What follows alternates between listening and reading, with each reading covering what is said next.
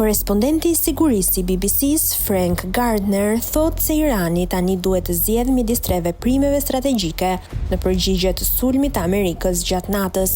E para, të mos bëjë asgjë. Kjo mund ta shpëtojë atë nga sulmet të mëtejshme të SBA-s. Madje mund të zgjedhë rrugën diplomatike dhe të ribashkohet me negociatat me SBA-n, por mos bërja e asgjë se bën regjimin iranian të duket i dobët, veçanërisht pas të gjitha paralajmërimeve të tij për pasoja të tmerrshme nëse Shtetet e Bashkuara do të sulmonin.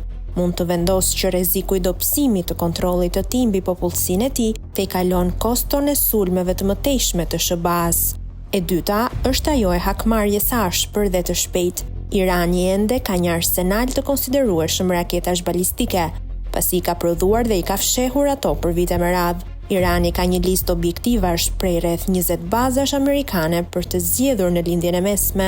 Ai gjithashtu mund të nisë sulme të shumta ndaj anijeve luftarake të marinës amerikane, duke përdorur dronë dhe anije të shpejta me torpedo, ndërsa pika e tretë është të hakmerret më vonë, në një kohë që e zgjedh vetë.